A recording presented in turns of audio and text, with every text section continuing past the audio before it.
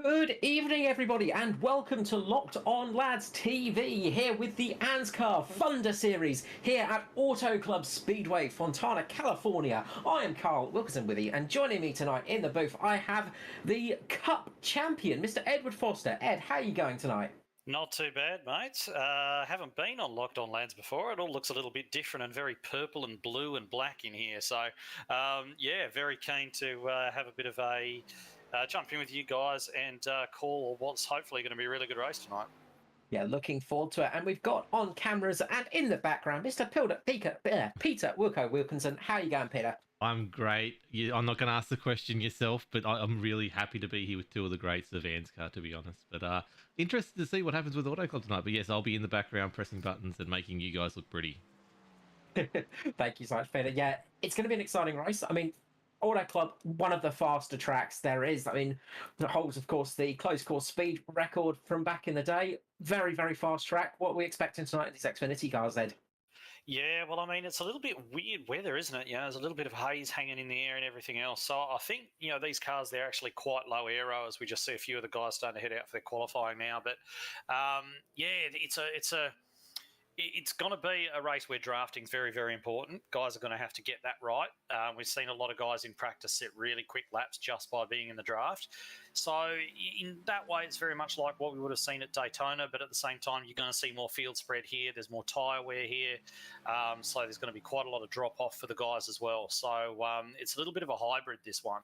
So we're not going to see exactly what we saw at Daytona, but it's also not exactly an intermediate track either. So, it'll be interesting to see how it works out. Yeah, it should be pretty exciting. And these Xfinity cars, of course, very, very different beasts. And they give us some good racing. And we've seen it here at Auto Club many times. You get that really good racing, side-by-side action, a little bit of the draft in there. But you said you just got to watch out for that drop-off because that can really affect things. Yeah, you certainly do, and that's one of the skills for these guys as well. I mean, these cars are very, very low aero, so they actually race really well together. There's not a lot of aero wash, which has been an issue with the Cup cars now for a few years. They can race really closely together, but the one thing that you will find is that when you do have low aero cars like this, they really differentiate the good drivers from the guys who are probably a little bit less experienced and so on. You're going to see the best of the best push to the front in a car like this, on a track like this. So expect to see the guys who've really got this car figured out. Hamish Gallagher, of course, he won both championships in this car last year. And I believe he won the first race out at Daytona as well. So I'd be keeping an eye on him tonight, as well as the usual names that you see running up the front.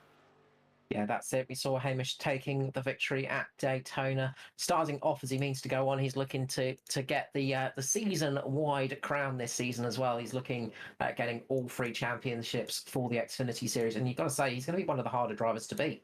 Well, he is a very hard driver to beat. I can tell you from experience, he's a hard driver to beat. We had a bit of a battle, though it did finish very much one-sided in his favour for this championship at the end of last year. And we also had a year-long battle for the Cup Championship between us as well. And, he's one of these guys that he's got... It's very hard to pick a weakness on him. He's good on the road courses. He's good on every type of oval track. And he's just really consistent. Like on a good day, he'll win the race.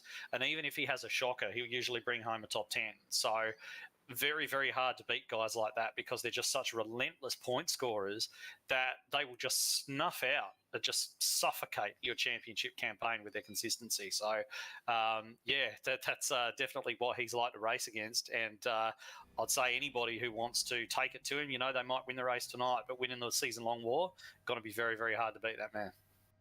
Yes, indeed, as we see him crossing the line and jumping up to P2 in qualifying. Hamish Gallagher just behind Andrew Dyson at the moment. Dyson setting a very nice qualifying lap time there, down in the 41.2s, 41.232 there for Dyson. Really quick times out there tonight, just undrafted as well. Of course, it is 2 laps out there on your own for qualifying, so no aid from teammates or anything like that. You've got to do it all through your own steam and all through your own work. Of course, it is a fixed setup series as well in the Xfinity cars, and that keeps everything a little bit more on even footing for everybody. Yeah, it certainly does. I mean, there's a couple of schools of thought to that. Some people will say, yes, everybody's got exactly the same car, so it's completely even for everybody. But there's also another argument to that where they say it's going to favour the people who can adapt best to a car that might not suit their driving style, because you're forced to adapt in a fixed setup series. You're not able to spend hours and hours and hours testing, because quite often, guys, they have full-time jobs, etc. They haven't got hours to go and test and build a setup and everything else. So they run like this, and it really is a test of adaptability as much as it is a test of driving skill. Yeah, that's very true, and it is. You sort of see those drivers that tend to adapt well to other cars and adapt quickly. Sort of tend to jump in and do quite well in the fixed series, and then others struggle a little bit just because they can't do those fine tuning where they can really get everything up to snuff, so to say. Yeah, exactly right. So it is a skill all of its own. So we are seeing the qualifying session just starting to finish off now. I've been keeping an eye on Jaden Russell as he goes around. He's on his second lap at the moment. He's only sitting in 19th at the moment. He's just about to cross the line. I'd expect him to pop up a little way. And he actually has. He's gone all the way to the top. So, I was watching the right car there at the moment, because he's gone from 19th all the way to the very top of the grid, snatching pole position at the last moment. Yeah, very well done indeed from J. Russ. Very quick driver as well, and he's one of those drivers, as you say, that can just sort of seemingly jump into anything and just adapt very quickly. So let's start with the grid. Once the cars start jumping on there, they should start springing up on the screen very shortly. Once the race server starts to settle in and everybody starts getting ready to grid up. It is going to be Jaden Russell and Andrew Dyson taking out the front row here tonight. And obviously, starting out front here at Auto Club, probably a good place to be, because going to avoid a little bit less drama. Second row, we have Hamish Gallagher and Kai Turner. Third row is Skurlock and Spencer. On the fourth row, we have... On the fourth row, we have Traher and Patton. So just getting into getting the graphics up to date. Fifth is Carol Walden and Williams. Sixth row, we have Donnelly and Urquio. Seventh row is Glasspool and Hender. Seventh is Phelps and Freer. Eighth, we have Micklemore and Knight. Ninth row is Dorjnak and Koch. 10th row, we have Finley and Georgeson. On the 11th row, we have Douglas and Davidson. 12th, we have Norman Clark and Curvis. 12th, we have Klein and Marshall. 13th, we have Jordan Fay. 14th, we have Tompkins, Rolock. 15th is Raymond Jaeger, Hoppet. And then we have Matty Ray and Hobbs, Fenley, Hunter, McLean, Bud, Encora and Campbell towards the back of the grid. 42 cars out there tonight. It's going to be a packed bunch out there. Really good turnout for tonight for the Thunder Series. Yeah, it definitely is. Just shows the popularity of ANZCAR at the moment. Really riding a bit of a crest of the wave in terms of popularity. Definitely the best oval races we generally see in these series. I mean, this is only a feeder series, so quite a lot of the top cut guys like to come out and run this as well. There's a few surprises there in the grid. Really good lap there from Kai Turner, getting up there in the second row. Really good lap there from Greg Spencer as well on the third row. Fantastic drive from him. And there's a couple of guys like Josh Micklemore and David Douglas and, probably Raymond Jaeger, Matthew Raymond, guys like that, who I would have actually expected to see a little bit higher up the grid. So they're going to have to be nice and patient, pick their way through and avoid any wrecks early on. Well, we often see with Matty Ray starting towards the back and like to hang towards the back of the pack at the start of the race to try and avoid any incidents. It's good to see Kai Turner back though. It's been a little bit of time since we've seen him on track. I think missed most of last season, unfortunately. Greg Spencer with a really good run at the moment, a very good run of form. It's got his teammate of Patton just behind him as well, so really good run for those guys.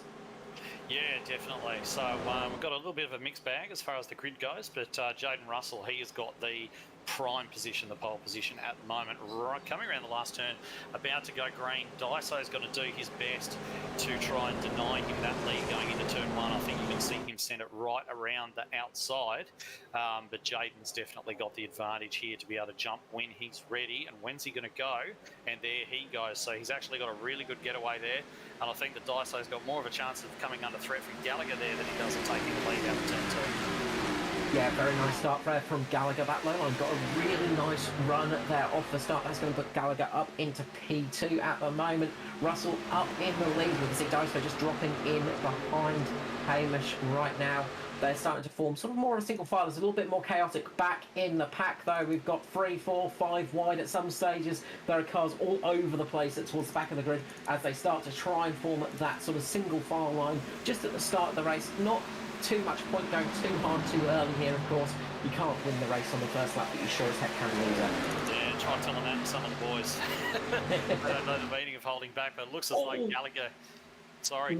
Sorry, we had something just hit the wall pretty hard there. It was Matt Knight just getting up into the wall of turn number 4, just coming onto the straight. Managed to save the car, but a lot of front-end damage to that Supra.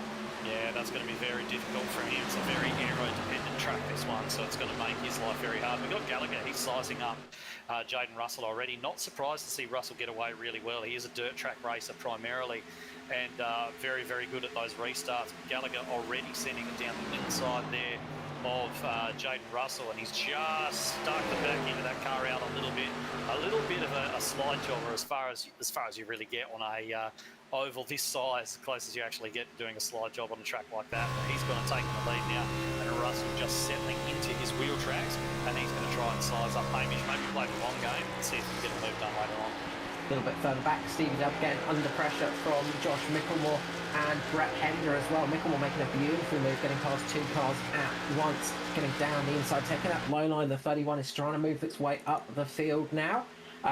We've got a few new faces out there tonight as well, which is great to see. A lot of rookies this season, and always a pleasure to see some new faces on the grid. Yeah, speaking of those, one guy who people might think is new but isn't really Brett Hender. He was one of the guys who was around in the very, very early days of ANZCAR when it first started, and he and I had a lot of great battles. Really good guy to race against. I'm genuinely stoked to see him back.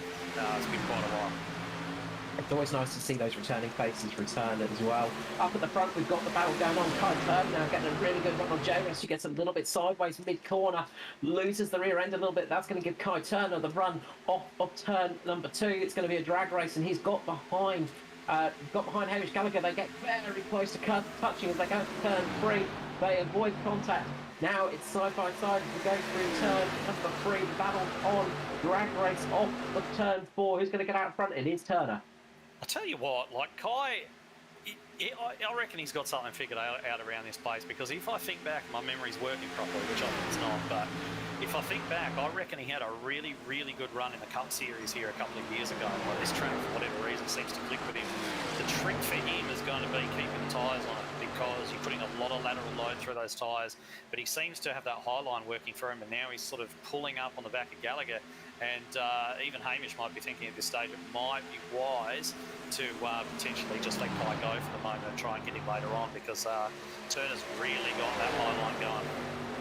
He's got really good pace at the moment. Jaden Russell trying his best to work that low line and just keep on battling. And those two fighting's not a bad thing. If they can battle away, it's going to give Hamish a little bit of a chance to break away here. That front pack has broken away from 4th place Sherlock at the moment, who has Spencer just behind him with Daiso there. And then we have Luke Traher having an absolute ding-dong with Carol Walden, Glasgow, Patton and Urquio at the moment. Traher is doing his best to keep that rest of the pack off his tail, but they are hungry to get past him at the moment. Yeah, the mid-pack's looking like a place that I would not want to be at the moment. There's a lot of people all over the place, and it's almost impossible to find a free line that somebody else isn't already using. Very, very difficult to break away from a pack that's jostling in that manner, but definitely the top 3 here.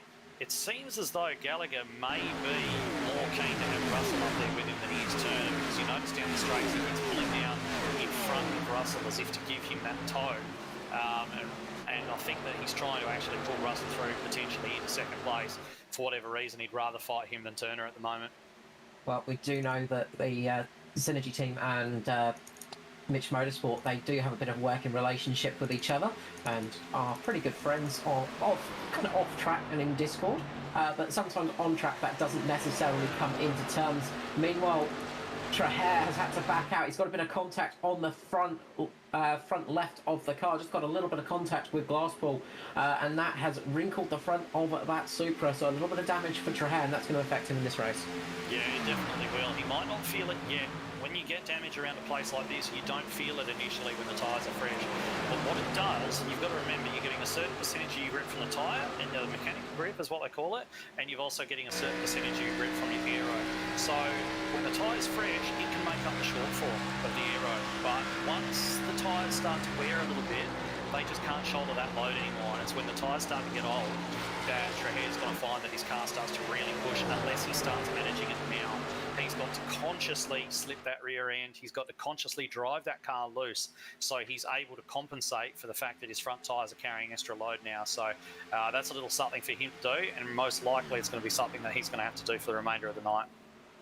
Yeah, he's going to have to work it up. Meanwhile, up at the front, we have had changes for the lead a couple of times this lap between Turner and Gallagher. These two are absolutely giving us a fantastic battle up at the front of the field, both taking different lines lap after lap, both overtaking each other in different ways as well. Great to see this fight going on. It's been a while since we've seen the MFR cars out there, but it's nice to see them back up the front of the field.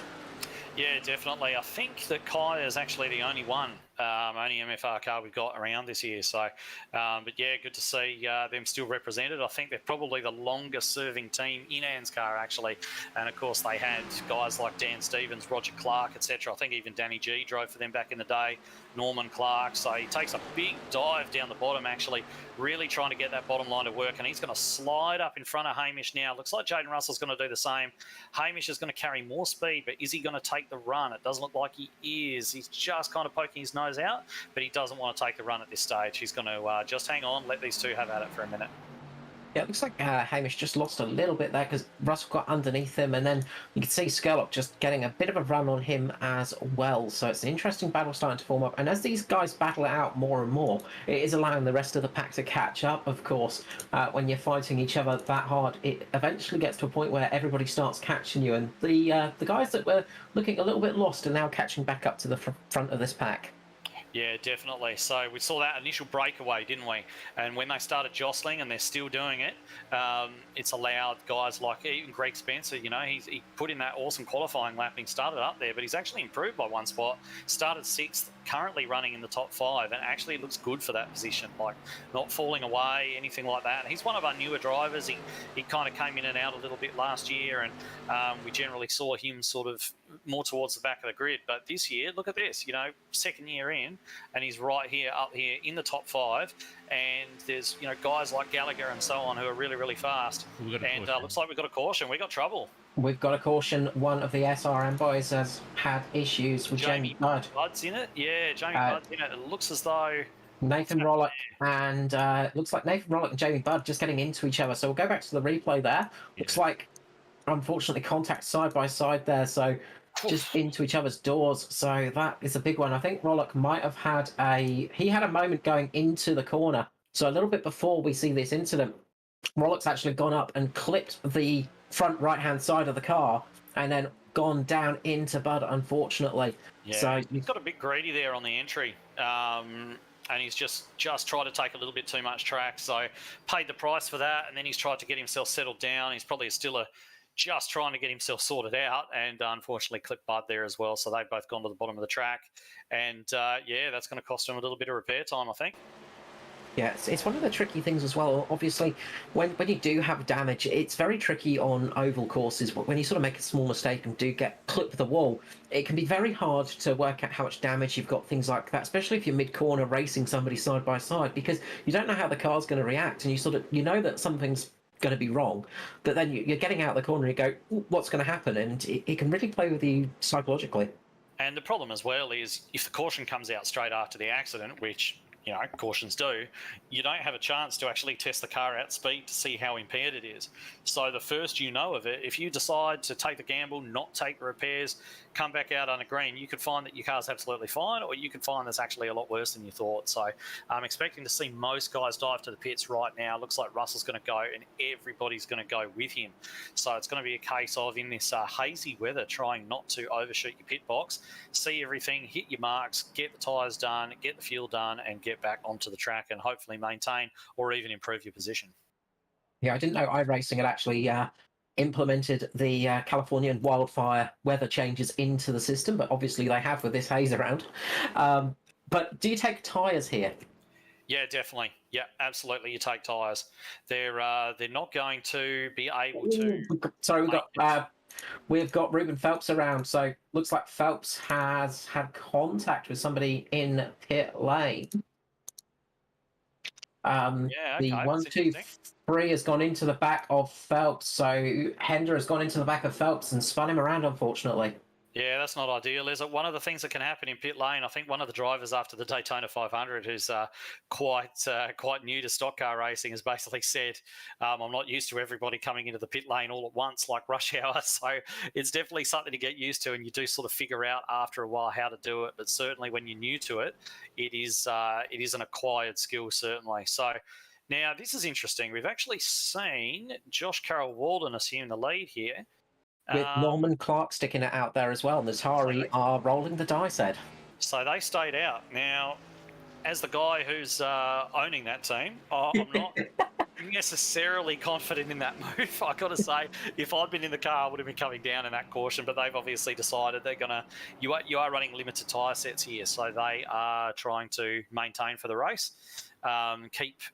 Keep some sets in reserve, and looks as though we've even got, I'm not sure if Ermacor is actually up there on position as well, or if he's a lap down. I think he might be a lap down. He's up there on position. He didn't pit. Okay, all right. Well, that's a very interesting top three on old tyres.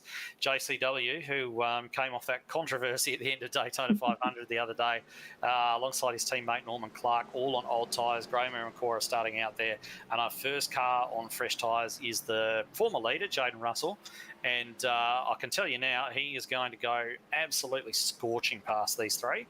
Hopefully he keeps his head and he doesn't try and get it all done too soon, because that can turn into disaster, seeing as you've got such a performance differentiate between all the cars. But yeah, we'll see what he can do.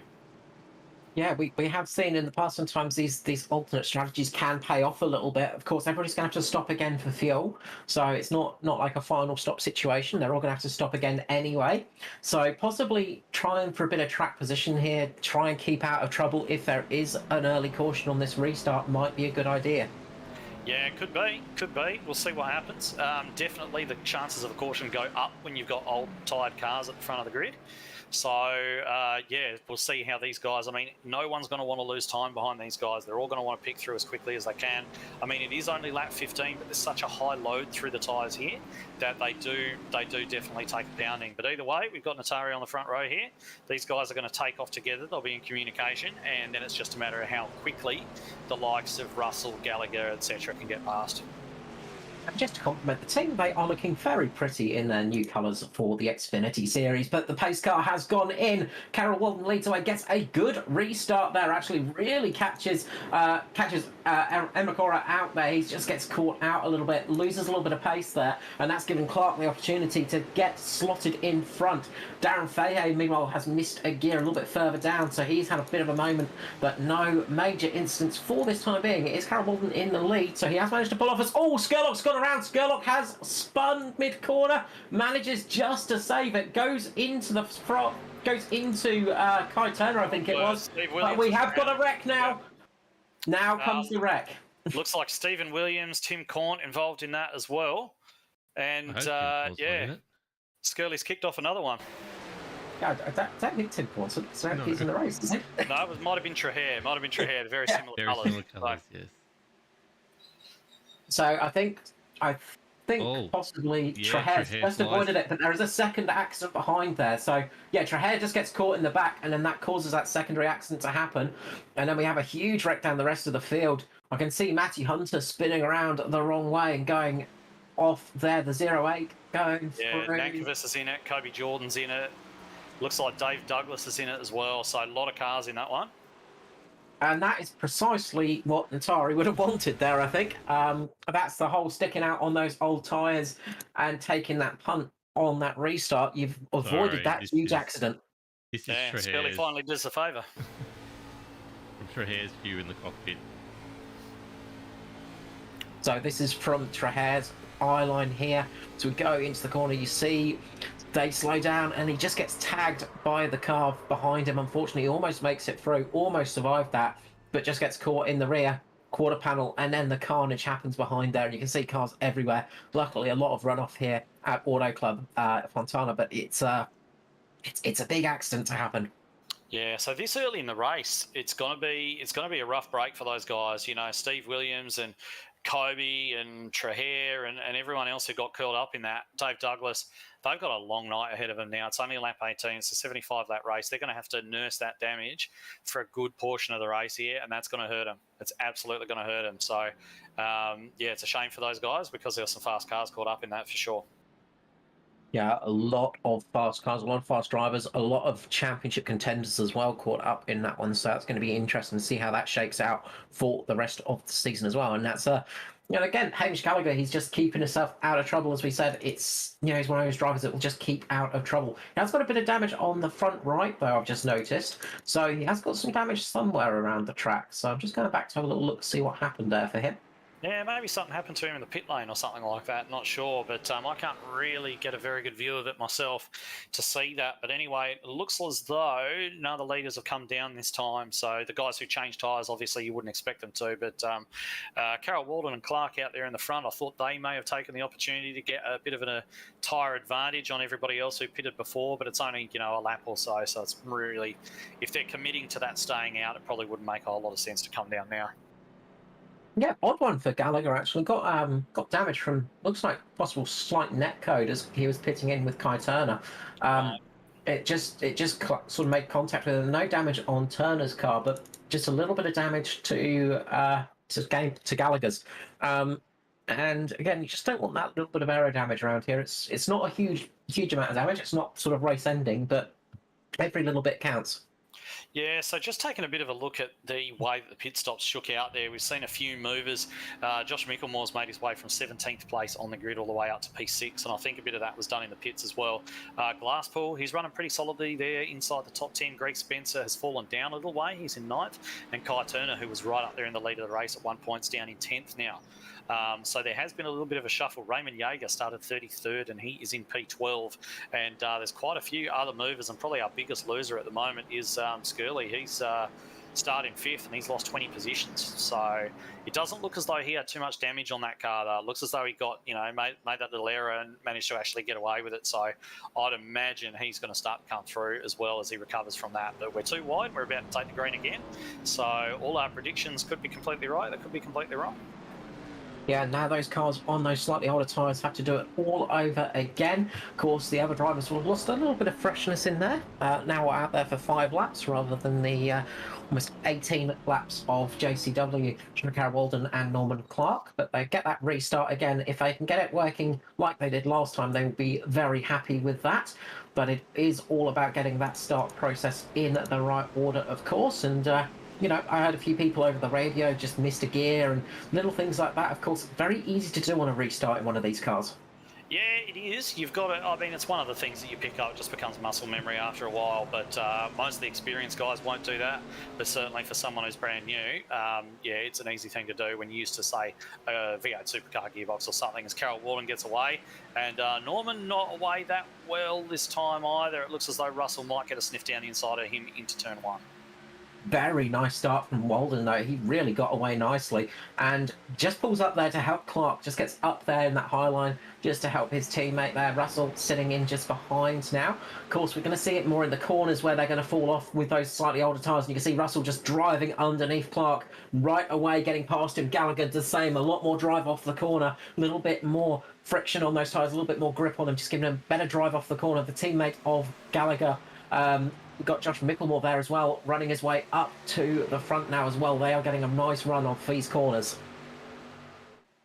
Yeah, absolutely. So I think Steve Hoppett's actually got a black flag. Again, the 406 around. It is Kai Turner going around. Engine cover off. He just got hit by Spencer, I think. Just got a slight tag from Greg Spencer there. Nowhere to go. And up into the wall they go. Yeah, unfortunately, Spencer's come right up on him there. So that's Kai's not really done a whole lot wrong. He was there. He couldn't do anything about it. Raymond Jaeger's managed to miss it. But who else has got involved? It looks as though... did I see Georgeson get involved in that potentially? No, he saved it. Good save, actually. Very good save. So it looks as though only those 2 cars involved. Yeah, very good save from the rest of the pack. I mean, that was almost an almighty crash, but everybody just managed to get off the gas, get on the brakes, and most importantly, just avoid the incident. We can see in the slow-mo here just how close it is. And that's that thing about presence of mind, just knowing where to go and what to do. Oh, huge checkup as they catch the pace car. I think well,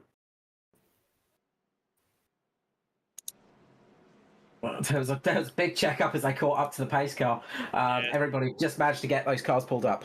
Yeah, after such a clean start to the race, there's been a few little incidents here, and there's a few drivers getting a little bit heated with one another at the moment. So, we'll see how these guys manage to sort it all out, and there might be some little revenge taps coming in the next few laps. So we'll have to keep an eye on those midfield battles as well, because it sounds like there's a fair bit going on.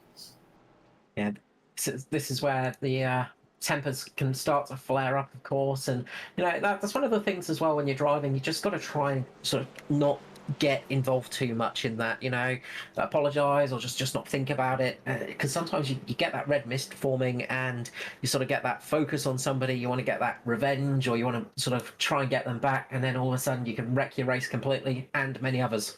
I've never had that myself. No, I certainly have. I think everybody has at one point or another. But certainly it's. I could think of about 15 off the top of my head that you probably have, but. Yeah, potentially, but always with good reason. Always justified. Always good reason. And the first thing to know is that I'm never at fault. So that's certainly the way that we run things around here. But no, anyway, quick recap of where we're sat at the moment. So Russell, Gallagher, and Mickelmore managed to clear Norman Clark in that very short green flag run that we had. JCW still sat up there in the lead. I imagine if we do get a decent amount of laps in to allow those tyres to start to heat up, he is going to come under serious siege from the guys behind. But yeah, we're just going to have to wait and see what happens. And the thing is with cautions as well, when you get a few of these short runs, it actually starts to get into the drivers' heads that they have to quickly make moves before the next yellow flag comes out. And that in itself, it's like a self-fulfilling prophecy. All of a sudden these guys are expecting another caution, so they race real hard to get the positions while they can, and what happens? It creates another caution. So you see it all the time in official races, iRacing official races. They're pretty terrible for it, to be honest. In the leagues here, where things are a little bit cleaner, and after a nice clean start to the race, we've wound up with a little glut of cautions here. But let's hope anyway that we'll rack 'em, stack 'em, go again, and we can actually see some of these guys do what they do best and put their skills on show for a few laps. Is often the way, and many a great commentator has said it before, much greater than I. Cautions breeding cautions, and it does tend to be the thing of when you get one caution, you tend to get that ripple effect of them sort of heading on. Sometimes you don't, but it is more often or not the case that you tend to get a caution pretty close after the second one, and then sometimes you get lucky after that as the herd starts to thin. But we still got a lot of cars out there. We still got 40 cars on track, so we only lost 2 cars, Brett Campbell and Kai Turner. So the rest of the field are out there at the moment, and everybody is on the lead lap from what I can see. So a few cars that are seeing better days. They're close to not being cars anymore, but they are on the lead lap. Yeah, so cool heads now, boys. Everybody just needs to settle down, take a deep breath, get ready to go again, find themselves some real estate to work in. That's one big thing in these races. You've got to get yourself some area to work in, and then you can go to work. So JCW gets away fairly well. It looks as though Gallagher's also followed him quite well. Russell hasn't had the best starts from the outside there. So you probably see Gallagher take a look to the inside. His tyres are still reasonably fresh. He should be able to pull it off. Of course, it gets a little bit harder to turn tighter when your tyres go up. We've got Mickelmore right around the outside as well, maintaining that speed, winding the motor up, keeping the momentum on, getting very close to the wall there, actually. Looks like he's going to have to just lift there and slot in behind his teammate. And we've got Russell having to go at the old tired Josh Carroll-Walden, of course. There, I'm not talking about him. I'm talking about his tyres on the car. A little bit older than the guys around him. It looks as though Russell is going to potentially get that done. I'd expect to see Gallagher drop down, which he does, to give Russell a bit of a hand to clear, because I imagine he's going to want to be the next guy to clear Carroll-Walden there. Yeah, I think the tyres are actually older than JCW himself now. So they are going pretty decent out there still, though. Obviously, wanting to try and keep a set of tyres in reserve and try and make it a single stop race, which they're getting close to be able to do now. Up into the wall. Was that Clark in the background? No, I don't think it was Norman. I think it was one of the. I think it was the 90. I think it was Nigel Payton. Yeah, it was Patton and Gaspool. Gaspool just getting into the side of Patton, going up into the wall, and Norman just having to lift off a little bit there, just gets underneath him, and then you see a glut of cars getting through there. So that was a very big moment. Yeah, they did well to actually clean that up and not have any further incident there. Yes, and just quickly while we've got the rest going on, just want to give a shout out to Scotty Griffiths as well. Hope he's recovering well. Bit of an accident at Daytona. Ended up breaking his finger, unfortunately. It kind of makes us sound a lot more hardcore when somebody actually gets injured in one of our races. So there's kind of that, I can go around saying, yeah, it's dangerous. A guy broke his finger in the race the other day, but no, definitely, Scotty. Hope you're watching, and I hope that little digit heals itself up nice and quick, and we can see you back for a few more races yet. So yeah, all the best. I imagine the old WWE ads of the don't try this at home, it is dangerous, watch out when you're sim racing. I'd love to say these guys are trained professionals, but yeah, no. No. All right, so we've got Jaden Russell as predicted. He's actually managed to get his way through to the lead, and he's sitting quite well there up front. Hamish Gallagher, reigning champ, of course, as we did mention, sitting there in P2, about 4/10 behind him. Josh Mickelmore all the way up to third, gained a ton of spots there, and JCW is doing all right on those old tyres, still sitting in fairly close behind Mickelmore. He's got Glasspool sort of ranging up behind him now as well. So, yeah, he's doing all right to keep those tyres alive, but I think when the next caution comes out, we're definitely going to see him drop down. He's really going to start to struggle more as this stint goes on. He is, and just looking through the field, Raymond Jaeger having a flyer of a race. He's had a fantastic start to the year so far in the Pinnacle Esports Racing entry. Jaeger returning to the series, had a bit of a break, but he is there in 6th position, started in 33rd, so 27 spots gained in the race so far. Really nice run. Noddy Tompkins as well, having a really good run out there, 20 positions gained so far. He is ahead of quite a few fast cars, having a really good run in the SRM car. Yeah, definitely, and Tom Freer as well, sitting there in P7. He's doing a great job. He's kind of returned for this year. He did a few truck races, I think, way back in the day, but we didn't get to see too much of him. But he was always quite quick even then. So he's actually made a bit of a comeback now, running there solidly inside the top 10. In ANZCAR's second tier here, so that's fantastic work from him. We are seeing a few guys move up to that high line now, aren't we? So we've got most of the leaders running down there at the bottom, but we've got Raymond Jaeger. He's trying out the top lane. I think Tom Freer as well, giving that a go. So, contact as Luke Georgeson gets spun. Huge impact for Georgeson in the 2.74. Just goes down.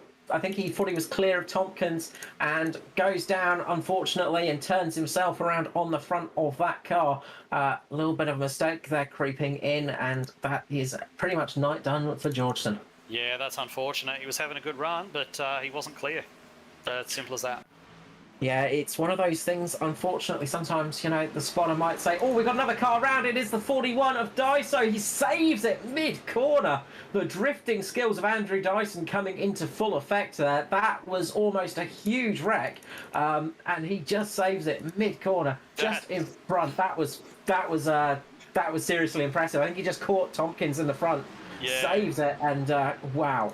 He's copped a bit of a knock there, and we know that Daiso's all right in a slide. He does a little bit of it in his celebrations as well, kicking it sideways and all the rest of it. All those skills coming to bear there, certainly, because he was well out of shape. He was almost at 90 degrees there and managed to bring it back, so that was pretty cool. Yeah, look, Dyson's one of those drivers that has just got amazing feel for the car. He's got great car control, and just showing it there, that was, I think that's the save of the night so far, and there's been a few saves tonight, so that is definitely up there. A bit of damage to his car, though, but we've seen that hasn't stopped him in the past, of course. Yeah, definitely not. No, he won the Daytona 500 just the other day with only about a third of his car left. Although one can argue none of that was his fault. So anyway, he's managed to get it across the line there. And yeah, I doubt that's if anybody could drive around a bit of damage, he'd be up there in terms of the guys who can. So yeah, definitely. I hear DPR managed to get the rest of his car across the finish line in a wheelbarrow after the race. So yeah, it was a pretty bad wrecked car, but it did win the 500, which is the important thing. Coming off that though, he's having a good run. Jaden Russell really having a nice run up at the front though, keeping Hamish Gallagher in his mirrors at the moment. Josh Micklemore having a good run up into P3. Micklemore has had a bit of a turbulent season. He's not had the best of luck. He's sort of been having a few of those little moments this season, or getting caught out, unfortunately. Not having the best of time, but it's nice to see Micklemore up towards the top of the field. Yeah, he's had a bit of a mixed bag, hasn't he? You know, he's been really good on occasion and you know, run into some trouble not of his making. He's made a couple of mistakes of his own as well. So just saw Jaden Russell actually just give the fence a little bit of a glance there. And this is the point in the tyre run now, in the tyre life, where driving technique is really going to come to the fore. Who are the guys who've been able to maintain the speed without taking too much out of the rubber? And you will have noticed that Gallagher's actually gained by about a tenth or a little bit, you know, just pulling back on Russell. So is that a sign of things to come, or is he just pushing a little bit harder now? Certainly seems to be looking quite aggressive. He's entering those turns really aggressively, whereas you see Russell, he's arcing it in a little bit more. Now, that could just be driving technique, or it could be the fact that he's starting to struggle with that right front tyre, and he's just trying to reduce the load on it a little bit by arcing into the turn more gradually to get that straighter exit. But at the moment, Gallagher looks as though the faster of the two. But if Russell can kind of just take it easy on that right front, maybe cool it down a little bit, he might be able to regain that speed. So, yeah, all is not lost for him at all. No, that's it. And so just glancing the wall there, it's one of the trickier things when you're running a high line on a speedway like this. I mean, Auto Club is one of those strange speedways where you can run that real high line here and keep it up to speed. And you get very close to the wall, and you do get a little bit of air cushion that keeps you off there. But it is a skill to keep the foot in when you are millimetres from the wall going over 280 kilometres per hour. Yeah, it certainly is. And when you run the high line, sometimes you actually feel, you know, you have to actually back off quite early to make sure that you can get that initial turn in. But then you kind of power around and power out. So at first, when you're running that high line, it can actually feel as though you're running really slow. You're thinking this is not going to work. And then everything that you've lost by taking the wider radius, you gain it all down by keeping the motor wound up around the outside, nice gentle radius corner. And some tracks you can just come slingshotting onto the back straight like an absolute bandit. So yeah, it's a fun thing to do. I like running the high line at the tracks that allow me to do it. Certainly prefer to be up high than down low. That's myself, but not everyone's the same. I'm very much not a fan of highline racing. I'm terrified of it personally, and rather stick to the low line. It's that thing of making an apex of a corner. I feel safer down there. But we are getting to that point now where you can start to make a stop and make it home on fuel. So interesting to see how this is going to go. Yeah, definitely. So we've seen Micklemore make some great strides up onto the back of his teammate there as well. So we've got Russell, Gallagher, Micklemore in a little bit of a breakaway there, running a couple of seconds ahead of Raymond Jaeger, who's made his way all the way up into fourth, believe it or not. Fantastic night from him. But yeah, definitely we've got these top three running. And one of the things that a lot of the guys will try and do, because of the power of the undercut on the tyres, is that they will try and pit early enough to, you know, they'll pit as early as they can and still get themselves home. In this situation, in this race, I doubt these guys are going to actually do that. You might see somebody sort of back into the top 10, maybe try it. Maybe somebody like JCW likes to think out of the box a little bit on his strategy. He might give it a go. You might see him come down the pit road. I think these guys who are up the front at the moment are quite happy with where they are. And I think the fact that there's been a few cautions, we have still got quite a lot of cars out there. I think that these guys will actually hang in and wait for the next caution. So if we get another one, that's going to work out great for them. But if we don't, the race could belong to somebody coming down the pit lane sort of in the next few laps. Yeah, still 39 cars out there at the moment. Mr. Hoppet is the final car, 4 laps down. Unfortunately, Hoppet getting involved in a bit of an incident and getting a black flag, so having to take a penalty. But he is at the back. Still running though, just on board with Mr. Dave Douglas, of course, of the casting couch fame. He has got a big battle pack in front of him, getting a great view of the fights going on in front of him. Ruben Phelps there, Norman Clark with him. We've got Fihey in there. It is just absolute melee from his view. I'd rather him than me. I do not like.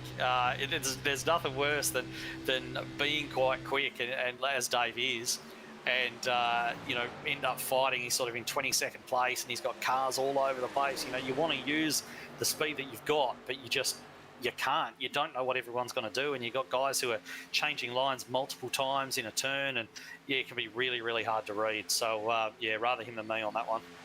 Bit of a move for position at the moment. Glasspool on Jaeger. So we've got James Glasspool in the DPR entry, making a bit of a move, working his way up the field to P4 now as he moves up to position. Norman Clark coming into pit lane, but we've got a caution. So that is who is actually out on track. Nigel Patton is facing the wrong way. Just as we swapped cameras, he just started spinning. I caught it in the last second.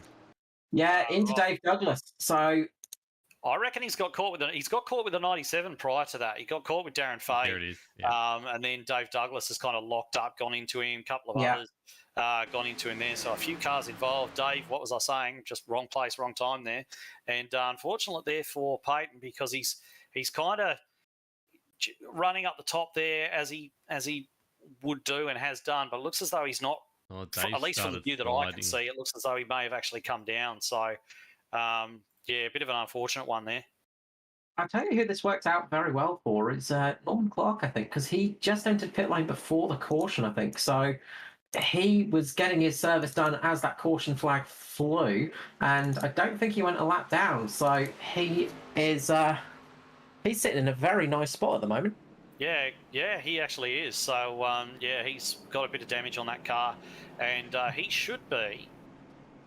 Unless he had to stop at the end of the pit lane or something like that, he should be the leader when this all shakes out. So we'll just have to see what happens, see where he lines up. But it looks like he's staying out. Everybody else pouring down the pit lane at the moment, and indeed Norman staying out there on track. So I think we're going to see Norman Clark on quite fresh tyres inherit the lead here as all the leaders come down pit road. Yeah, I was just about to say, right before that caution happened, he was just pitting, and then the yellow came out just as those words were about to escape my lips. And yeah, that's sort of, if a caution's going to come out, that's kind of when you want it to happen.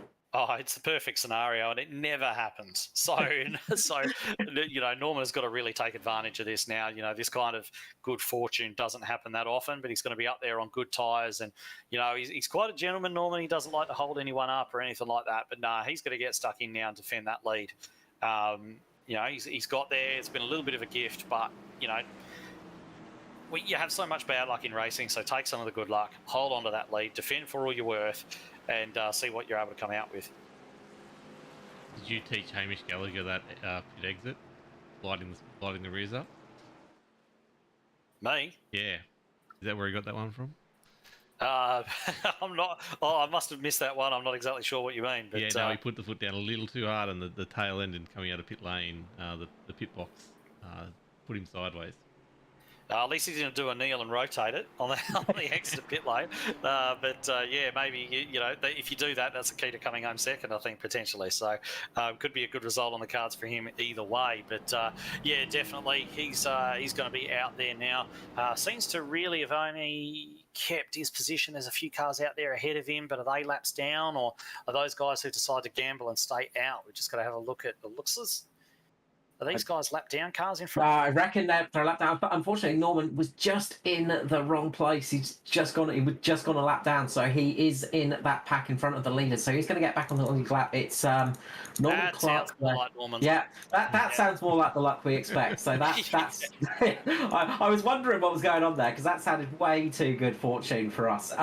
So that's Norman Clark there, just in the front. He's going to go around, get back at least on the lead lap. So that's some good news. But yeah, he's right at the back of that pack now. JCW it worked out well for, of course, because he's only made that one stop, so he made up a few positions in that one.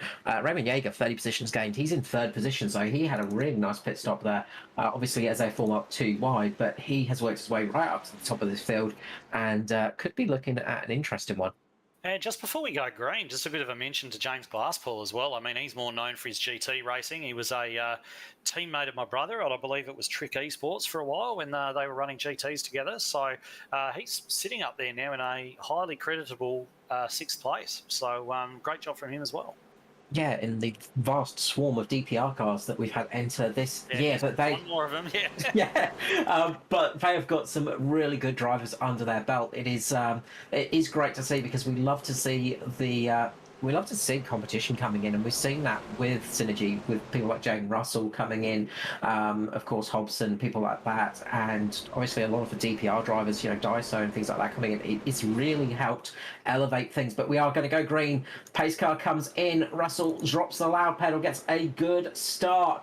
Raymond Jaeger gets a nice start underneath. Will he be able to get in front of Micklemore? Not quite. Micklemore's just going to be able to keep third for the moment. Chicago Walton is in fourth. Yeah. Oh, Looks as though they've just got themselves all sorted out there at the front. Might be a bit of action going on at the back. Fahey just misses the gear completely, and he's only just managed to get it going. But a lot of cars managed to get past. There was almost contact. We had guys 4 wide back there. I think Andrew Dyson's just taken a bit of a slap in the side from one of the cars. I think it might have been Irma Cora. They were 4 wide there for a minute, all over the place. Trehair coming out of the pit lane as well. It's absolute pandemonium there back in the pack. Quite a lot of cars carrying damage. McLennan getting a little bit sideways there as well. Glasspool trying to make it 3 wide down the front straight, with Gallagher coming up as well. Hamish coming up with Lachlan Oakwood. Lachlan Oakwood coming up through the field, working his way back through the pack as well. So we've got cars, got 3 wide on the back straight, with JCW, Glasspool and Gallagher just tucking in for the moment. But we've got some really good racing at the front. Yeah, Cade Donnelly there. He's inserted himself into the mix as well in the 40 car, just running around the outside of JCW. He won't want to give him any positions. Those two have had more than a couple of runs over the years as well. I don't think those two get on very well at all. So Donnelly certainly won't want JCW sneaking up the inside of him, that's for sure. Meanwhile, up the front, they're going to move for first position. It's Micklemore on the inside of Russell. He's trying to take that low line. Russell's going to get a good run off the exit here. Should have a little bit more speed down the front straight. The Affinity sponsored car of Josh Micklemore, though, just sitting in behind him at the moment, not able to take advantage, but he's trying his best to get underneath him, trying to take that low line. Russell comes down and chops him off. Russell's Beautiful none of that. Yeah. These two are supposed to be mates, and Micklemore's got to stick his nose up the inside there. Russell's gone, no, you don't, mate. Absolutely, no, you don't. But the funny thing is, and I'm not sure if I'm right in saying this, but I imagine, given the fact that these two are quite good mates, that Micklemore's maybe done a little bit to sort of show Russell the ropes, show him how to sort of translate his skills over from the dirt to the paved oval side of things. And Russell's just gone and repaid that by chopping his nose straight off. And what it's done is it's like Raymond Jaeger into the mix there as well. He's having a great run tonight. Look at him pulling out there and making a run on Micklemore. Yeah, Jaeger is really on form at the moment. We've seen it a few times this season. He's been in the booth twice this year, and it's great to have Jaeger back, but he is having a really good run there tonight. That's always the thing, though. You teach somebody everything they know, not everything that you know. And I think maybe Micklemore's just taught Russell a bit too much. He may be rethinking that sort of strategy in the future. Yeah, I'm pretty sure I'm right in saying as well, the top 3, all Adelaide boys.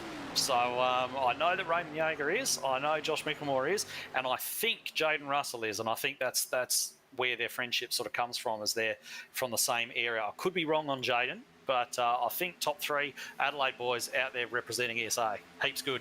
Which is what we want to see. Adelaide, of course, the greatest state, much better than any other out there. Adelaide, of course, not being a state, but we'll just skip over that. So Russell's still leading. Sorry, Sydney. There we go. Yeah, there we go. So Russell's still leading. We've got Micklemore there in second, having had his nose well and truly chopped off by his good mate out there at the front. Raymond Jaeger looking to take advantage of it. We've also got Cade Donnelly, who's looking really quick, and he's running that high line, as is Urquio, who's just sort of popped up out of nowhere as well. And Gallagher has lost a few spots there. He's going to be looking to try and make that back, but he's got no drafting help down there at the bottom at all, and he's going to have to slot back up. You really do need a little bit of drafting help to make a move, especially down the straights here, and he goes firing it in. He's so aggressive on the turn in. Hamish Gallagher, he's really firing into the turns a lot harder than anybody else, but he's making it work for him, absolutely. And he may elect, as Urquio drops down a little bit, I was just going to say he may actually elect to try and follow him through, but no, it looks like they're all going to stay line astern. Lockie now having a look down the inside of Donnelly. Donnelly's keeping to that high line there with Jaeger, and maybe he's going to get this done, maybe not. I imagine they're probably going to wind up side by side. Jaeger's taken a bit of a performance hit there around the outside, and he's chopped the nose off Cade, and Cade's done the old crisscross, and now he's going to send it, and he can be really aggressive under brakes, take it from me, and he's going to send it right back up under the inside of Lockie, and we've got the 40 and the 42. These guys are probably going to trade a little bit of paint in a second, but all's fair. Oh, look, there's one thing about Sim Boys. We know that they can be aggressive on the track. Cade Donnelly, definitely one of those drivers that has the aggression turned up, but always fun to have a race against. Up the front, Russell and Mickmore still fighting, but it is this battle a little bit further back that we are keeping our eyes peeled for. Gallagher, once again, trying to make that move on the low line. The high line seems to be running quite well. Jaeger in the fence. Jaeger's run the wall there, and he's just tried his luck one too many times. He's wiped off all his momentum. Car doesn't look too badly damaged, but that has cost him a number of spots. Yeah, that momentum drop is huge, and it's just dropped him right down the pecking order. And you can just see how quickly it goes from going well to going poorly. From running up in third position, he's now down in ninth. Meanwhile, it is side by side up the front. They go across the line 2 by 2. Russell, Micklemore on the inside. Micklemore going for it, tries to make the move. Looks like he might have it this time. And Russell trying to hold on through that outside line on that midline. Russell might keep it. Can he get clear? Micklemore's clear, but he's only just clear. And he wasn't able to pull back up. There was only a matter of inches in that. And one of the things that you learn when you're racing Josh Micklemore, he's one of the best guys of sort of knowing the dimensions of his car. He's got like a sixth sense to know where his car starts and finishes. And I think Jaden Russell actually has just disappeared. I think he's had a connection issue. Yeah, Jaden Russell just disappearing into the nether realms there. And come on, reappear. Reappear, Jaden. I don't think he's reappearing. I think we may have lost Russell, unfortunately. That is a true shame as we get a caution. Trouble out there as well. That is... Yeah, damn. Jaden was having a really good run there. I think it may have actually been... I'm just trying to spot where that caution's happened, actually, myself, and I'm not having an awful lot of luck. I'm wondering if it was Jaden Russell, because I think it's Jaden Russell, unfortunately. He's reappeared, but he's reappeared sideways. And he has gone straight into the wall, and his engine is very much done. Won't see much from the replay, but we'll just see a flicker of him appearing. You can sort of see the smoke on the screen as he goes into the infield section. And that is that from his car. Oh, that sucks. That really sucks. I was really looking forward to that battle between those two, because at some point Gallagher was going to insert himself into that battle as well, and there was going to be a really awesome three-way battle for the lead. So that, it's always hard to take when you have those connection issues, and we always say, I guess it's the sim racing version of mechanical problems. But that really sucks for Jaden and for all of us as well, because he was central to the race. So. Big shame. But anyway, that's left Josh Micklemore in the lead. And Urquio sat up there in second place, and Gallagher there in third. So we're going to see the two Mitch guys. I think everyone's going to come into the pits, but if they come out of the pits in this order, the two Mitch guys are going to be leading that inside row together, which will give them a bit of an advantage there off the start as well. Yeah, of course, 22 laps remaining now, and they've got one set of tyres left for the majority of the field. I think JCW's got an extra set. JCW's got an extra set, yeah. So I was about to say, a few of them have got an extra set, but a lot of them are getting to the end. Back out. A few. Lachlan Urquio. Urquio stayed out. So Lockie Glasspool has stayed out. Maddie Hunter's stayed out. Matt Knight has stayed out. Maddie Ray, Noddy Tompkins, Steve McLennan, Dyson has stayed out as well. But the big ones is Urquio Glasspool. They have stuck it out there, as well as Vision Motorsport and ANZCAR admin, Mr. Matty Hunter, up there in P3 at the moment. Right, so that's actually really interesting, because I was expecting you can forget what I was saying earlier on about the Mitch cars leading the inside row, because now it's actually going to be Aquijo and Hunter that's going to be leading that inside lane. So Glasspool making his first front row getaway as well. It's the hardest place to start, where he's going to be starting outside of the front row. You're at a disadvantage starting out there. It's a very, very difficult thing to get right, to even just make yourself competitive, let alone gain any spots. So we've got a really good split strategy here, which is, about half the field's gone one way, half the field's gone the other way. So that's it's going to make for a fascinating end. Yeah, so about 10 cars have stayed out on track, so that's going to make things interesting now. Because that means there's more cars to get through. And we saw with JCW, after he had about 13 laps on those tyres in that first run when everybody came into the pit lane, he managed to keep that car in about P4. So he didn't lose too much speed. So obviously, those tyres aren't too bad in that respect. So they're looking good there. I'm just looking through pit stops, and it looks like Matty Hunter, Matty Ray have both come in for 3 stops during this race. So they may have taken all of their tyres already. I probably imagine it was just fuel top-ups to those two. But the rest of the field very much running low on extra tyres. So expect if we see a caution with 10 to go, they'll probably stay out for track position. But if the tyres do make a big advantage, they might pop in and slap a new pair on. It just gives them a little bit more options for the later stages of this race. I like the ambition of these guys which have decided to make this call and stay out in this instance, because we are sort of coming into sort of the last third of the race now as well. And both these guys who are out there leading the front, I mean, like Hunter and Knight were sort of down a little bit further. They had nothing to lose. They've just decided to roll the dice and see what happens. But Urquijo and Glasspool were in really good positions, and they've decided to risk that for the potential of a victory. And I like that. I like the fact that they've gone for that high risk option. Makes it a lot more entertaining for us to see somebody roll the dice like that. They could have easily cruised home to an easy, nice top 5, but they haven't done that. They're going for the win. I like the ambition, so good job there, guys. And bring it home, make a fight of it. I'm just looking back to the front of the field that pitted, and it is just an absolute Simboys swarm at the moment. They just took right side tyres, so they didn't take all 4, but we got Donnelly, Finley and Davidson up there, so all 3 of the Simboy cars there have got a little pack formed.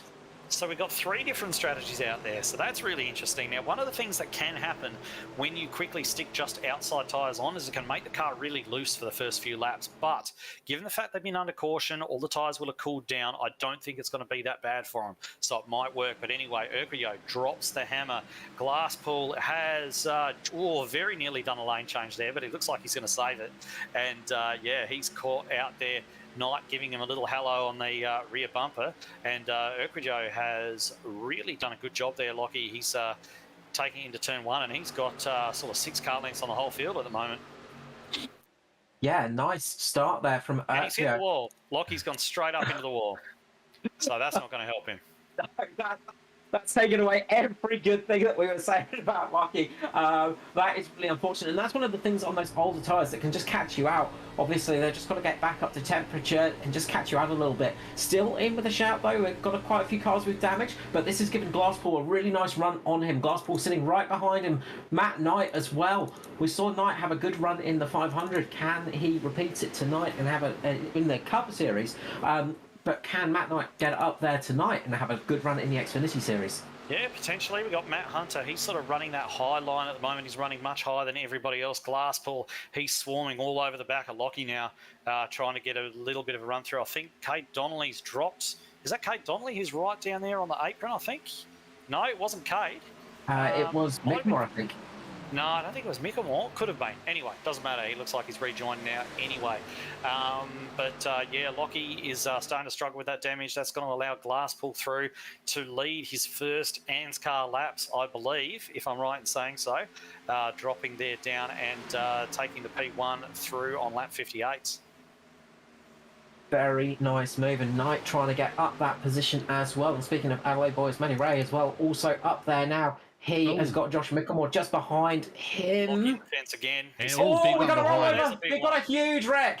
The 35 of JCW involved in that one. But I can see it. I think it was Christopher Finley that's gone over on his roof there. Huge accident there behind the rest of the pack. Yeah, it looks like JCW involved in that one as well. I'm just going back and having a very quick look at that. And yeah, JCW on the outside. It looks, that's what's happened. Tompkins is 3 wide with them. And I don't know if Finley actually knew that they were 3 wide.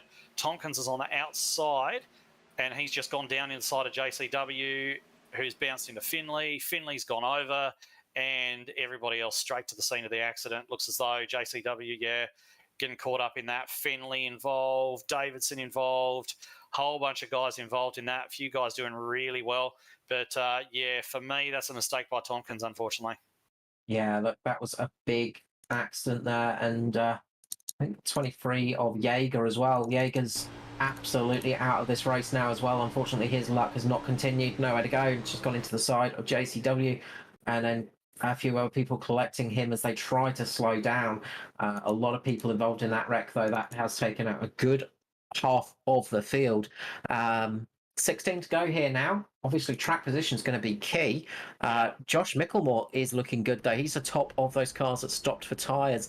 Then it's Cade Donnelly, the next car that has got fresh tyres, in 7th, with Hamish Gallagher in 9th at the moment. But we've got Matt Knight coming in and Matty Ray. So we've got those guys coming in for fresh tyres. So a few people rolling the dice. I don't think they're going to be able to come back through the field in the time that we've got, especially if we have another caution. I think Micklemore's played this exactly right. Glasspool is he's been running really good, but I think the tyre disadvantage is going to get him.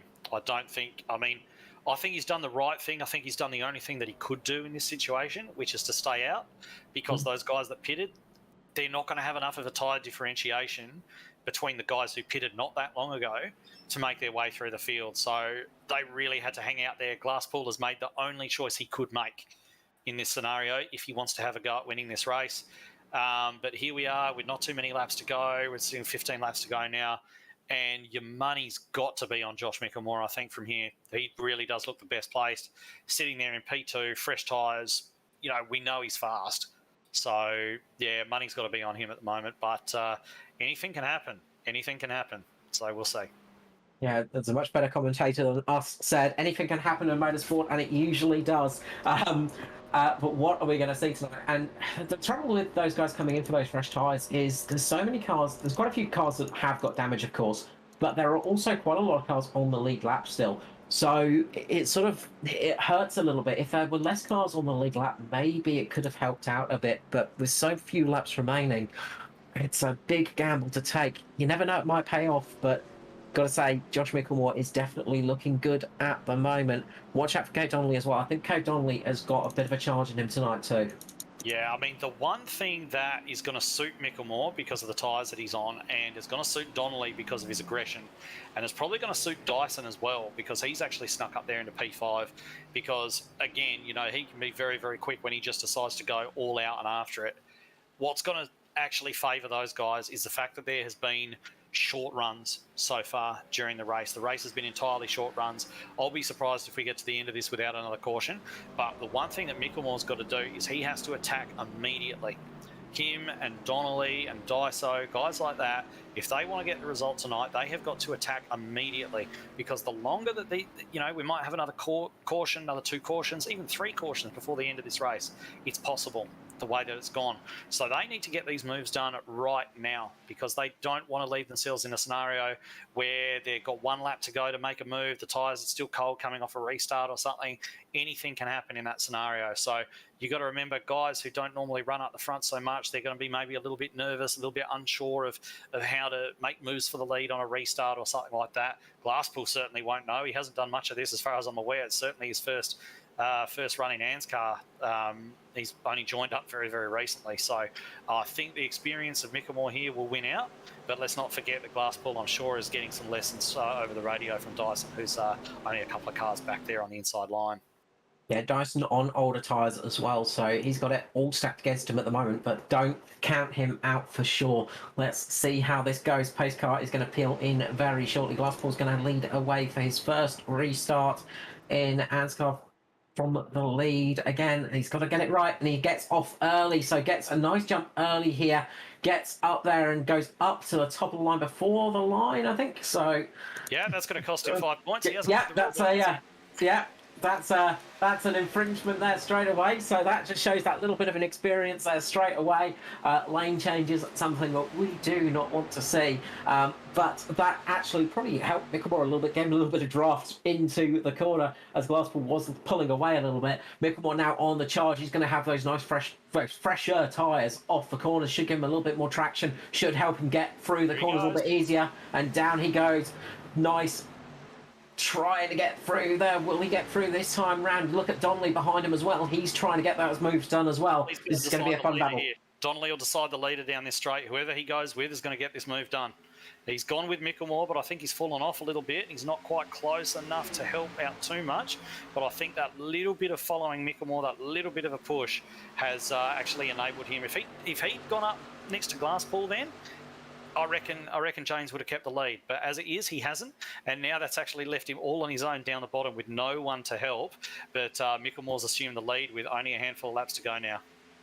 Yeah, big well, here he goes, down the inside. What do we say about Donnelly? He's aggressive on that corner entry, isn't he? He's really just dived in there. The tyres won't thank him for doing that lap after lap. He slid the back end as well, drifted out that turn. That's cost him a bit of momentum. Gallagher's going to come and have another look now.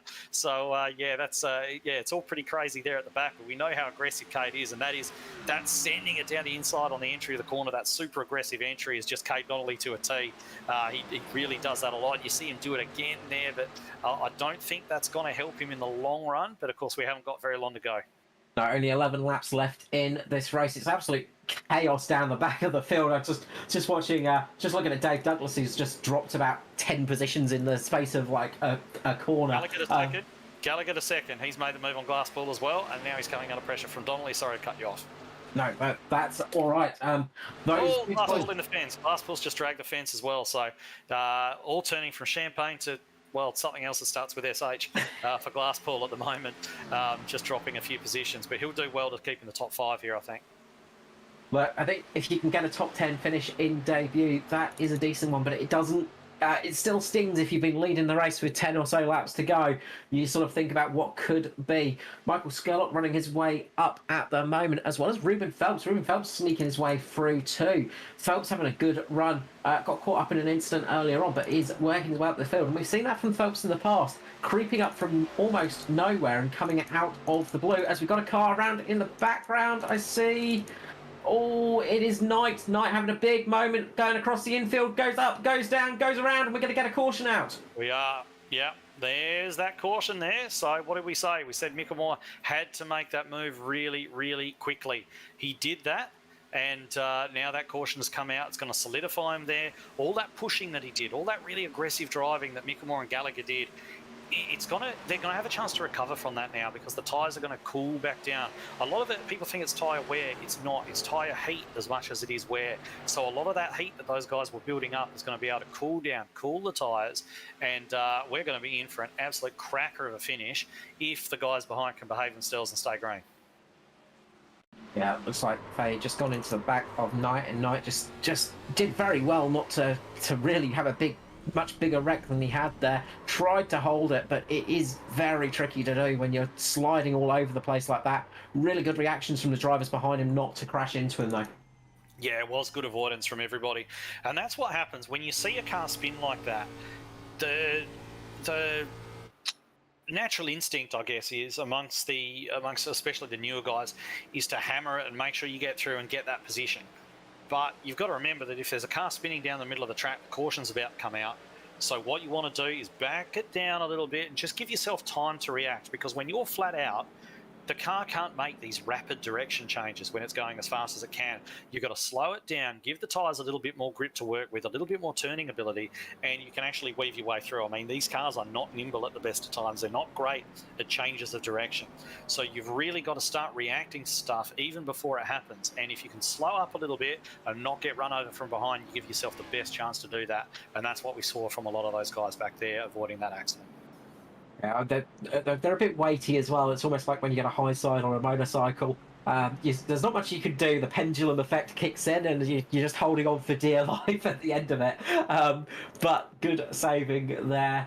This is going to help people like Micklemore and Gallagher out a little bit. They're going to have the front row now.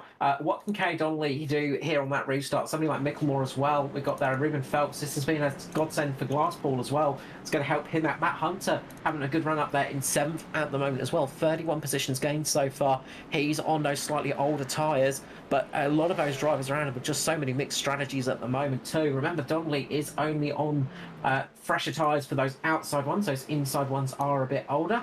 Meanwhile, the guys up the front have 4 fresh tyres on them. Yeah, definitely. And I shudder to think of anybody who drives one of these cars and also rides a motorbike listening to you compare the two. But definitely, I want to see what Donnelly does from here. That's what's actually going to interest me, because you got the two Mitch cars on the front row, okay, and they're going to communicate with one another to synchronise that restart to minimise the amount of disadvantage that Gallagher has starting there on the outside. So they're definitely going to do that. However, Gallagher is still on the non-preferred line as the cars are coming up to speed. You really only get the real benefit of running the high line when you're already at racing speed. These guys are still going to be accelerating through turn 1 and 2, which means that if Gallagher gets stuck on that outside, Donnelly's got every opportunity, especially with the extra rotation of taking those two tyres, of getting down the inside and actually getting that move done. And then, of course, he's only got one car in front of him, hasn't he, with a couple of laps to go. Is he going to do one of those full sends down into the turn and try and get the win? Like, why wouldn't you try to do that? So I'm interested to see what he's going to do. I'm interested to see how the Mitch guys are going to play this. And in terms of, we've got Phelps and stuff there as well. Hunter, Dyson's fallen back a little bit. Has he got anything left to fight with on those old tyres? I don't know. We've got a few guys, a few newer blokes who are having really good runs. McLennan up there in P10, Freer in 11th. Jamie Budd, he hasn't been around that long either, and he's in 12th. Ahead of some really good names. So, yeah, there's a lot to watch. I'm not really sure where I'm going to watch as we come around to go green. So, certainly a lot to see. Yeah, do not blink. Don't want to blink on the restart for this action. You're going to miss a lot, I reckon. It's going to be a 6-lap run to the end of this race. Mitch Motorsport leading. Well, hopefully, yeah. Hopefully. I reckon we might even have another one yet. I reckon somebody is going to... There's enough hot heads out there and enough tempers and enough cars and enough desperation coming down to the end of the race that we might actually see another one yet. So let's hope it's not at the front and wipes out a whole bunch of guys, because all of these guys have driven themselves into really good spots. They deserve to be there, and I'd like to see a straight fight between these guys. But if we have to rack them, stack them again, well, look out. That's all I can say. Yeah, you kind of get that feeling we might see a green-white checker tonight. But we'll see how that pans out. The pace car will be looking at pulling into pit lane once more. As we've said so many times in ANZCAR history, it's a Mitch Motorsport 1-2 at the front. Josh Micklemore's going to be leading away at the moment as we get ready for the restart, of course, here on Locked On Lads TV. Head to Locked On Lads podcast for all the results and everything like that as we get underway once more here for the ANZCAR Thunder series. Micklemore gets a good start, jumps up to the front with Hamish Gallagher. Those two getting away nicely. Kay Donnelly sort of on his own on the inside line at the moment. Yeah. So those Mitch guys organised that start really, really well between them. Hamish got a much better run off the outside lead than you'd normally expect a guy to get. Donnelly's been pinched down a little bit. Doesn't seem as though he's going to be able to make much of a shot at the leaders, at least not for now. But he has had some pretty good sustained pace as well, so we'll see what he's able to do once he gets himself together. But yeah, you've got Phelps in there as well and a couple of others. So, but yeah, Micklemore leading away now. And as things stand, the Mitch guys have really got this to themselves. But both of these guys will want to win this. Of course, Micklemore, wants to win everything he does. 707's gone around, managed to save it on the grass. Very, very good from Freer to save that car. Bit of rallycross experience there. But we are still green. I was going to say, keep an eye out for Matty Ray. He's on those fresher tyres, and he is on an absolute charge. 27 positions gained in this race now, catching up to Daiso. Watch this save by Freer. Just absolute perfect. Very well done to save that from being a big wreck. Yeah, it's not bad, is it, this one? And just while we're here, Raymond Jaeger, he's sitting there in the infield care centre, so might just grab him up for a quick chat and see what he's got to say. Raymond Jaeger coming out of the infield care centre there, mate. You were looking so good. What happened? Yeah, I was running all right, and I sort of tagged the wall because I was running the outside in turn 1 and 2, and I just tagged the wall a bit, dropped a long way back. Then that caution came out, missed my pit bay, trying to get some tyres, dropped myself right to the back, and then just got involved in that wreck before, so yeah. Yeah, that's a shame, mate. But you've had a good start to the year, really good speed across pretty much every race I've seen you in so far. So at least, even if the results haven't come, it's still encouraging signs. Yeah, it's been good so far. Like you said, a lot of speed in all the races. The results have been mixed. Didn't do too well in the 500, unfortunately, due to some other issues. And That's then, like. yeah. So let's not talk about that. Not talk about it. No, let's not talk about that. But yeah, and then obviously tonight, again, just I don't know what JCW was doing, not holding his brakes at all, but. It is what it is, and we'll move on and we'll try again next week. Absolutely, mate. Well, we'll see you then, and hopefully better things ahead. Yeah, cheers, mate. Thanks. Thank you. So Raymond Jaeger there, unfortunately, out of this race. And just while we're talking to him there, we can see Hamish Gallagher really pulling up onto the rear bumper of his teammate. We did talk about how Hamish has really got his eyes on this championship. This is the highest level of ANZCAR that he's planning to run this year. So he's definitely got his eyes on this championship. To do that, he's going to want to get past the man who is probably going to be one of his main challenges for that title, Josh Mickelmore, who's leading away at the moment. Has he got enough with only one lap to go? No, we've just started lap 74, actually. Yeah, white flags will be out this time round. Can Kay Donnelly manage to sneak it past Scurley? Scurley just getting up there into P3 at the moment. Matty Ray was one of those drivers that came in for fresh tyres, and he's been on an absolute flurry. He's managed to make it up to P6. Can he get past Phelps on this last lap? He's going to have to do a lot to get there. I think Phelps is pretty safe unless we get something spectacular happening. White flag, last lap. If Gallagher's going to get this move done, he's got to do it right now. He's not going to get it done in 1 and 2. He's got 3 and 4 left to do it, but yeah, who knows? It doesn't look at the moment as though he's got anything for him. He's just a little bit too far back to try. Yeah, just struggling that little bit, and it looks like Mickelmore is holding off nicely. Can Donnelly make the move up to P3? He's trying his very best at the moment. Going to try for a run off the corner, but it is Josh Mickelmore in the lead for Mitch Motorsport. He's going to come across the line and take the win for the Thunder Series. Hamish Gallagher comes home second. Michael Skurlock in third. Kate Donnelly for fifth for Ruben Phelps. Sixth for Matty Ray.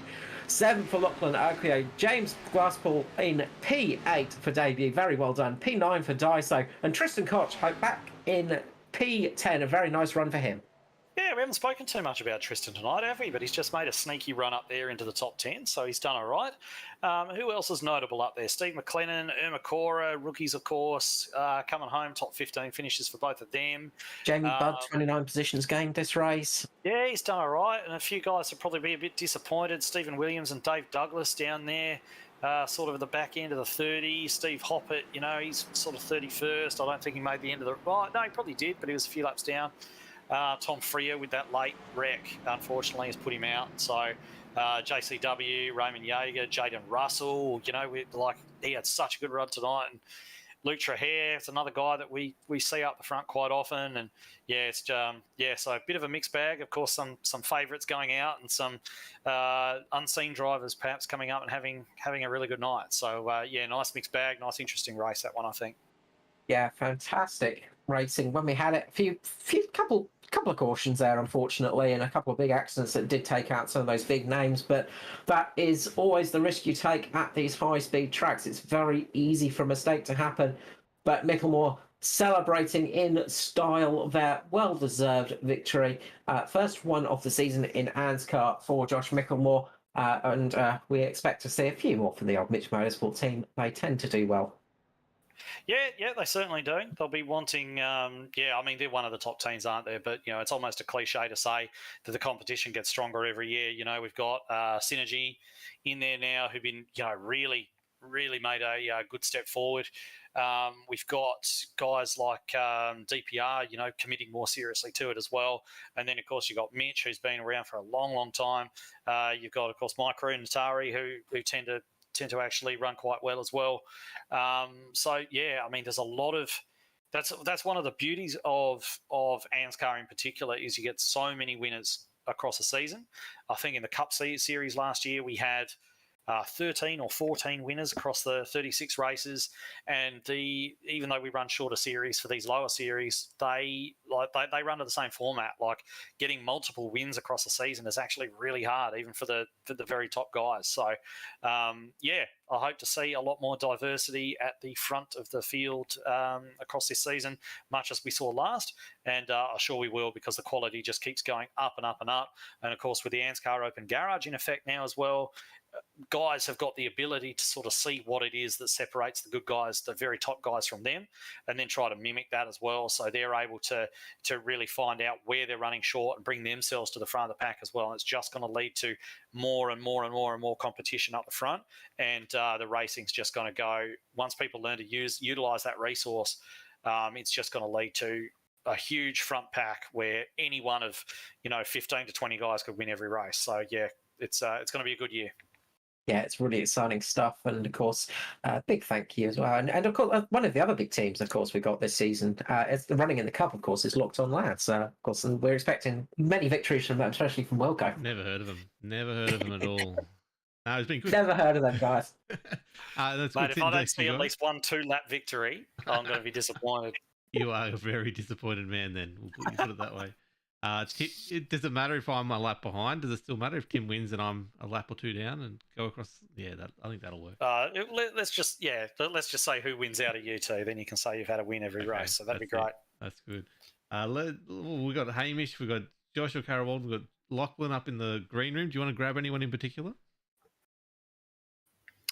Well, seeing as we haven't seen our third place yet, maybe we go with the winner first. And we'll go from there. So we've got the third place man up there now. So we'll go traditional formats in. He's jumped in. So we'll grab third place finisher, Mr. Michael Scott, down. Welcome to the broadcast booth, Mr. Michael Scott. Congratulations on P3 tonight. Yeah, thanks, mate. It was a bit of a redemption race. Yeah, a good race for you through this one. Obviously, it was a bit of a tough one. There was quite a few cautions out there tonight, and you had to pick your way through the field a few times. Yeah, everyone was surprised. Everyone was pretty quick tonight. Like, guys I'm not normally used to seeing up there. Kai Turner, I'll give him a shout out. He was flying early. So, I mean, there was people up there that aren't normally there, and I was fighting hard. Like, you had to wait probably 10, 12 laps before you sort of saw the difference in tyres a bit. But, yeah, definitely I got lucky. I mean, I sort of stuffed up early and got loose.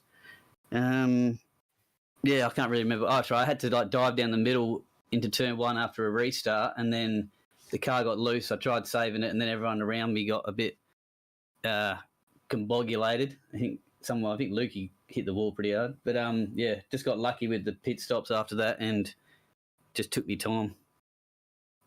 Yeah, look, I mean, luck is sometimes needed in motorsport, but you sort of picked your way through nicely. Obviously, strategy paid off for you with those pit stops as well. But that sort of final, well, not the final caution, but coming in with the 20 laps to go, sort of getting those fresh tyres, looked like it helped out an awful lot for you.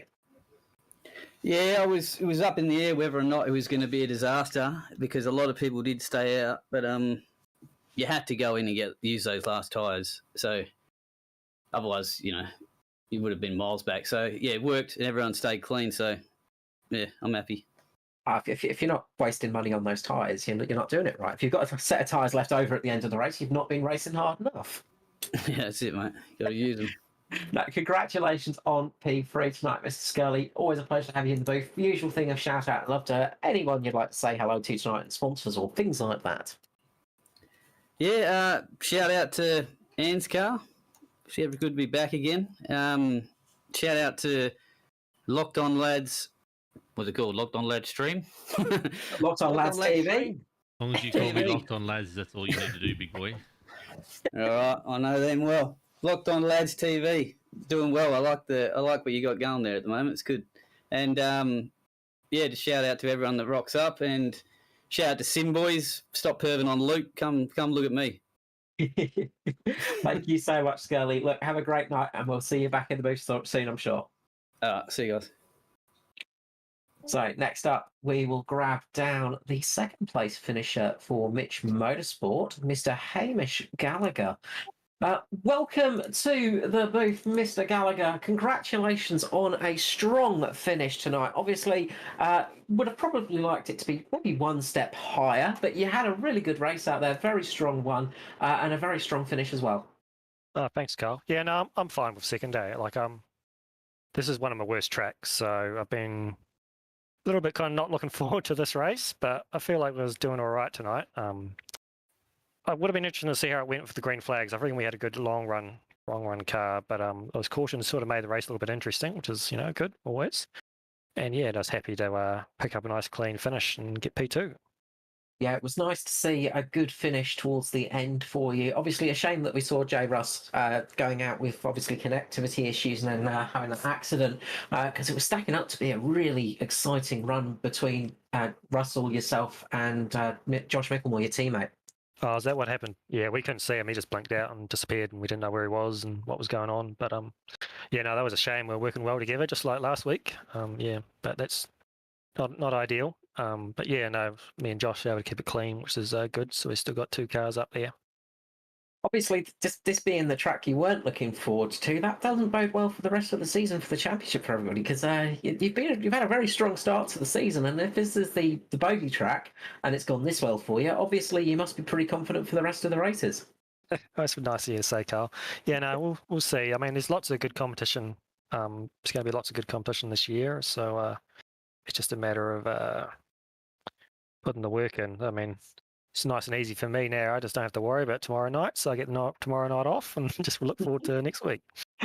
You get to sit back, open a cold one, and watch the stream. Yeah, well, you're working harder than me, probably, Carl. Got more nights on, haven't you? Doing too much work recently. No, always a pleasure. Look, when you get cool fun races like that, it's well worth it. Thank you so much, Hamish. The usual thing, a shout out and love to sponsors. Yeah, I hope you could see us as well, the fog. I never raced in the fog like this before. It was weird. I think it's meant to simulate the California bushfire smoke. You really know how to make it hard for me, don't you? My second ever producing. Thank you. You've done well. Yeah. Yeah, like, it's actually you didn't know what the cars were and you could try and figure out. I'm like, go to the blimp. This is useless. Let's go to the chopper. It's okay. Yeah, that might have been the reason for some of the wrecks. The spotters couldn't see us on the backstretch there. But yeah, no, just big thank you to our Mad As Designs and Affinity Construction for coming on board this year. Well done to Josh picking up the win. He had a pretty bad week last week, so he's bounced back, so he'll be happy. And good to see Skirley up there as well.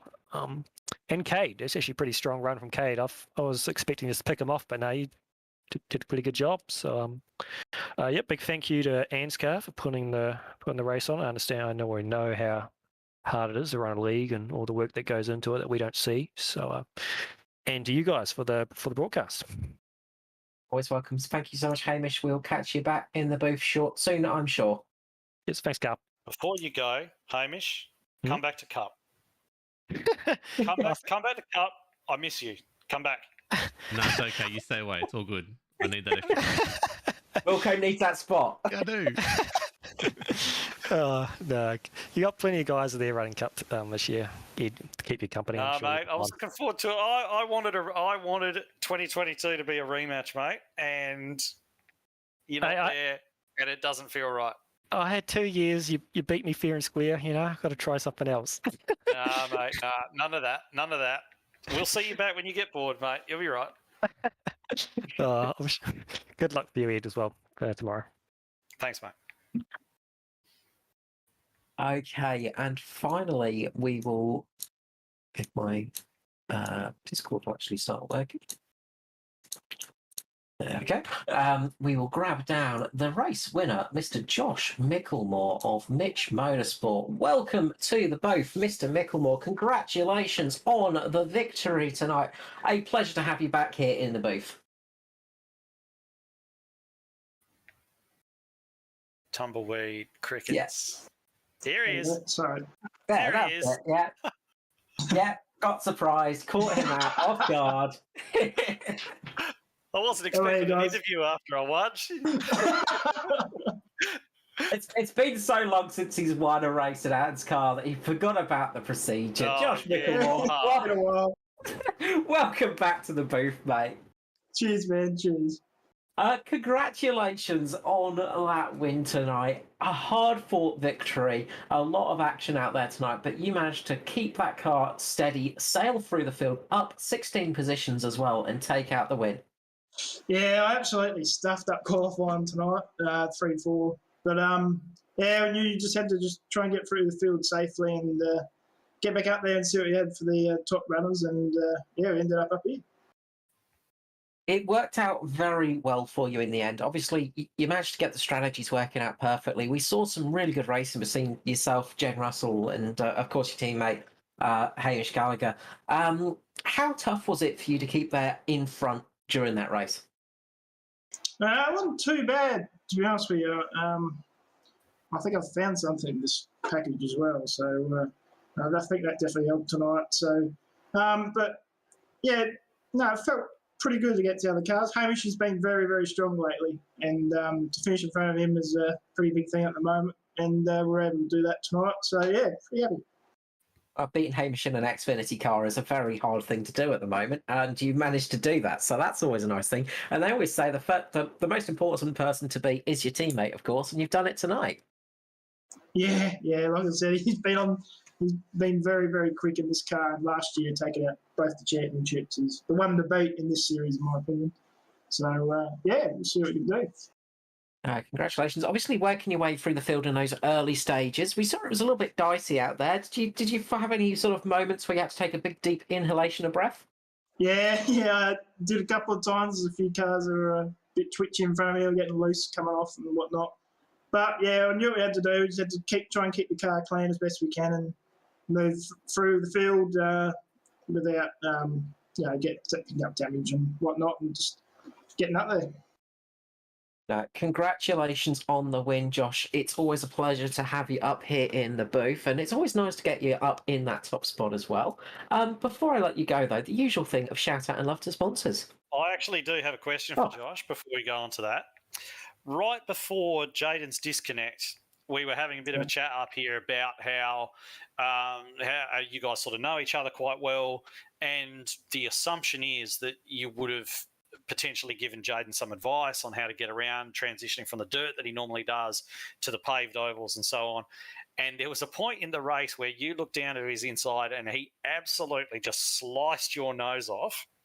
How close was that? Because it looked really close from where we were sat.